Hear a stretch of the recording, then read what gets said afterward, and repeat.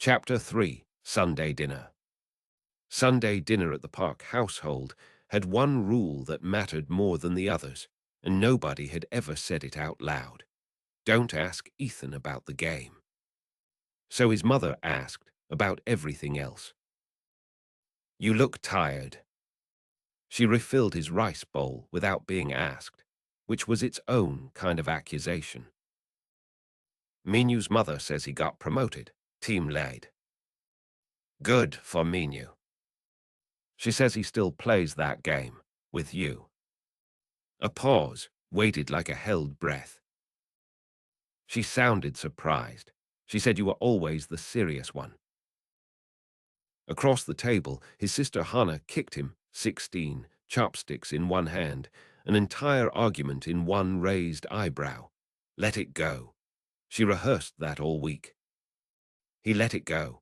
He asked his father about the retrofit downtown, and his father, 31 years a structural engineer, 2 modes of conversation, bridges and silence, talked about load paths for exactly as long as it took the table to relax.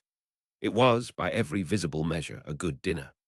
That was the part Ethan could never explain to them. Nothing was wrong. Good job. Savings. No debts, no vices his mother would recognize as vices. The distance between his life and their worry wasn't a problem to be fixed. It was a gap between two languages. In their language, a 26-year-old who spent 5 hours a night in a machine was postponing his real life.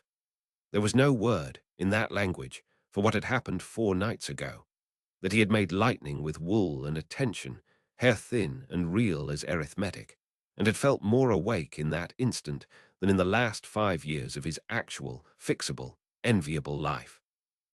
Hannah cornered him at the sink. She washed, he dried. Unwritten rule. You found something, she said, not looking up. What? In the game, you've got the face. You had it when you built the drone that follows people. Dad thought you joined a cult. She handed him a plate. So what is it? He hunted for words that would fit through the gap and gave up halfway. You know how everyone skips the tutorial text? Because it's tutorial text. I didn't skip it. She waited, water running. Then, flatly. That's the secret. You read the instructions. She shook her head, half laugh, half despair. You are the single most you person alive.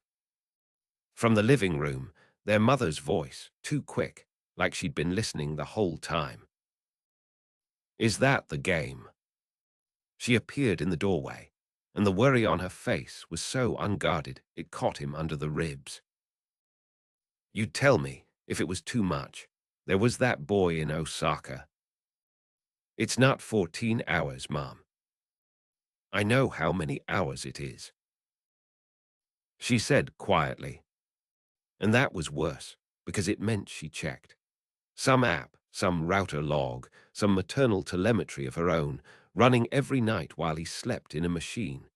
He looked at his mother, who could measure the exact size of a thing she couldn't name, and felt the first cold thread of a thought he would not understand the shape of for months. I am being measured, and not only by her. You're an adult, she said. I know. I'm only asking you to stay one. I will, Ethan said. I promise. He meant it completely. That was the detail he'd return to much later, the way you return to the exact spot on the ice where the crack began. Back in his apartment near midnight, he pulled his sweater over his head in the dark, and the wool crackled, a faint spray of static, tiny blue sparks, a signature scrawled at the bottom of the day. He laughed before he knew he was laughing. A difference made, the world erasing it, the same physics. That was the thing standing at the center of everything now, the thing he circled on the train and in the shower. The game's magic wasn't game-flavored physics. It was physics. The actual rules wearing a robe. Whoever built that world hadn't invented a magic system. They'd imported one and given it decimal places. Flavor text, he told himself, doesn't have an efficiency stat measured to 3 digits. Somebody is grading you. He put the thought away and put the headset on. Last BRAICELL had colonized a tavern in Falomir, the first real town past the tutorial valley, and were mid-argument when he arrived. Drop rates are seeded by zone, I'm telling you. Dario stopped. He lives, guys, he lives. Level. Menu, deadpan.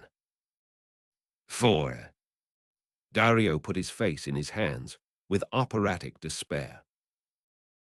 We're 15. Ethan, we are doing the Mayafang raid this weekend, and you are 4. You can carry me. There's a level gate, we physically. He gave up. Fine, new plan. You keep doing your homework, we'll clear content. Just. He waved at Ethan's hand, where without noticing, Ethan had been setting a slope and letting it go, tick, a thread of blue light, gone. The table went briefly quiet. Okay, that's new. Where's your cast bar?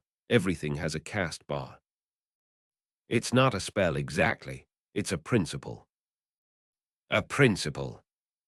Priya repeated.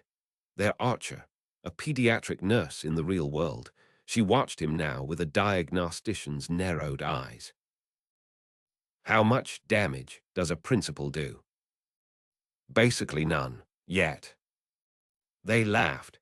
It was easy laughter, old friends' laughter without a single sharp edge, and Ethan laughed too, and only half listened as the raid talk resumed.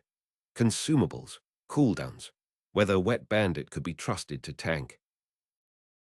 Not going through Ashford, though. Menu said. Not this week. Priya groaned. Still, some sanguine court duelists been camping the East Bridge. Level 19, open flagged, won't let anyone cross without a toll. Made a warrior kneel and beg yesterday for the crowd. Menu took a pull of tavern ale. Word is he's got a soft spot for casters, likes making them cry.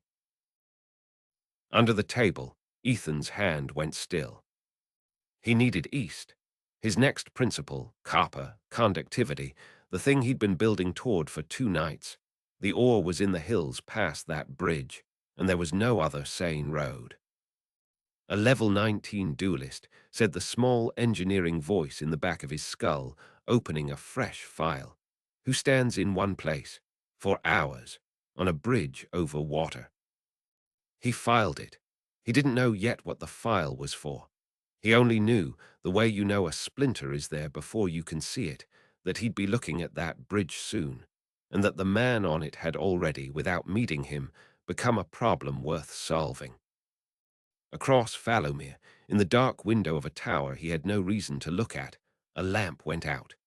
If he'd focused directly, the way you had to now, in the expansion where the world no longer announced itself, he might have resolved, above a figure withdrawing from the sill, a name that had no business 60 miles from the tutorial zone. But he was watching his friends argue about a swamp, and he missed it.